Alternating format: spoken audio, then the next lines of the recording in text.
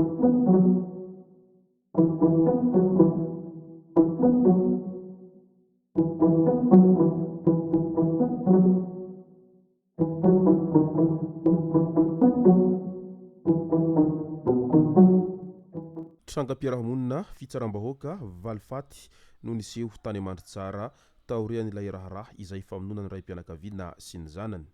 Ka ny pitsopitsony mahakasika an'izay ny fakafakera amintsika ato anatin'ity vidéo ity ka manasa antsika rehetra anaraka an'ity vidéo ity hatramin'ny farany. Aza dino ny milaiky ny vidéo antsika ary tsara voatrany miabone amin'ny chaîne antsika mba ahafahanareo manaraka sy tapaka ny vidéo izay lefa nahita isan'andro. Tsy ampidrela moa isika fa avy hatrany tonga dia vavany ndao ary.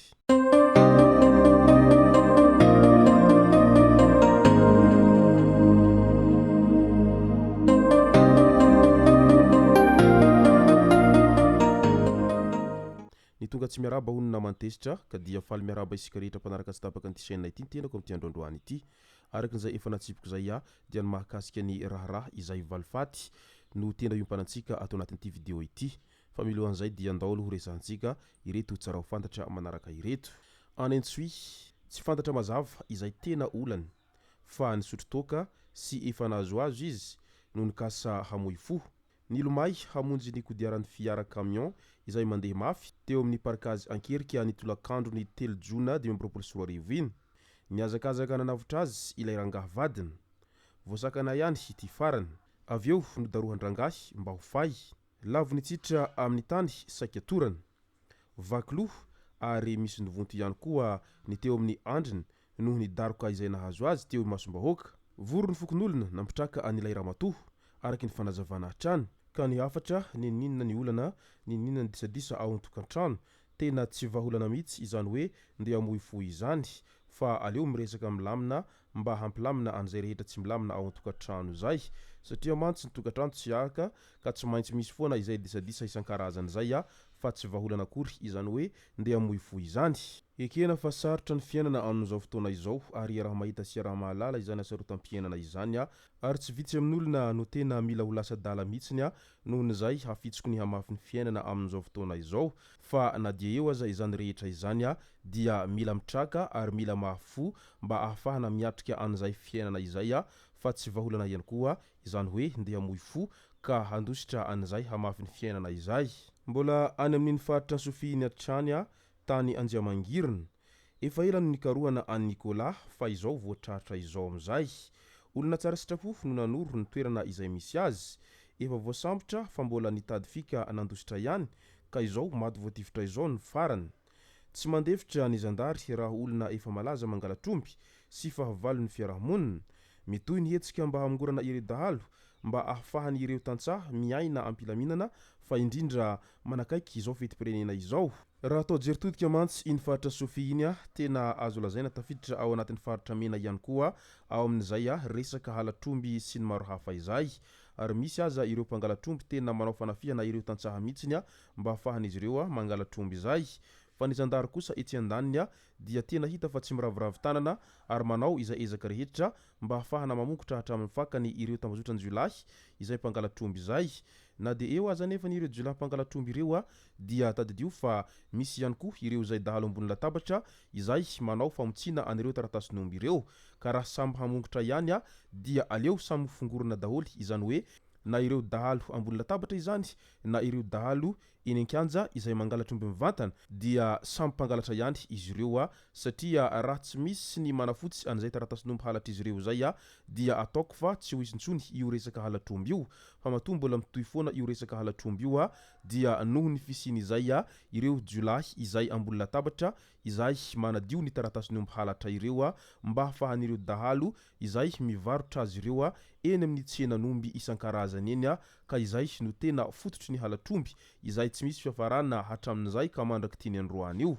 Ka noho izany dia angatahana ihany koa ireo manam-pahefana sy ireo tompon'andraikitra mba hamongotra hatramin'ny fakany ireo dahalo ambony latabatra izay manao an'izay fikafika amin'ny fanadiovana ny taratasin'omby isan-karazany izay. Tena mijaly ireo tantsaha ary mahatsiaro fa miaina andriranantsy mihitsiny noho ny fitsoka an'izay resaka halatromby isan-karazany ety sy roa izay satria ny omby no fototry ny fiherinimponina any antsaha indrindraindrindra fa any amin'iny faritra Sofia iny izay toerana azo lazaina fa be tanimboly sy be tanimbary ka niomby ihany mba naman'izy ireo a mamita an'izay asan'izy ireo a eny an-tanimbolin'izy ireo izay.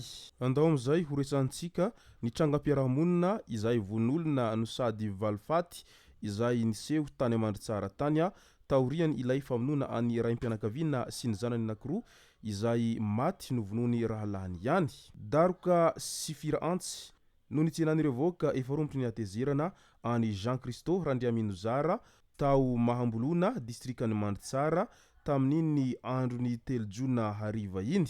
Tsy navelan'ny Fokonolona raha tsy afaka ny ainy ary nidoran'izy ireo aveo mba hanafaizana azy tanteraka sy hanatra ho an'izay mbola hikasa hamon'olona eny na rahalahy iray tampo aza. Ity farany moa izay namonina faty ny rahalahiny izay 30 taona sy ny zanadrahalahiny misy 2 enina taona sy 4 taona no niady tany sy ny fitiavan-tena te handovatokana.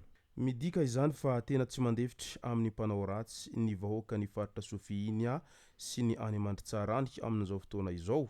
Eny na ny havana aza rehefa hita fa manao ny ratsy indrindra fa namonina faty olona izay dia tsy hititsy amin'izany mihitsy ny vahoaka fa tsy maintsy hiafara amin'ny fitsaram-bahoaka ihany koa izay ilay hoe maso solon'ny maso nify solon'ny nify fa tsy handry ny mpitandro ny fitaminana hanao ny asany izy ireo amin'izay olony ratsy izay satria mantsy matetika ireny olona mahafaty olona ireny rehefa migadra na ihany koa miatrika fitsarana dia na ho ela na ho aingana dia tsy maintsy ho tafavoaka ny fonja ihany izy ireny ka alen'iromponina arak'izany rehefa nanao ny tsy mety ianao na nangalatromby io na nahafaty olona ka rehefa tratra ny fokon'olona dia tsy maintsy miafara amin'izay mba ho anatra ho an'ny hafa amin'izay hoe fanaovany ratsy sy ny maro hafa izay.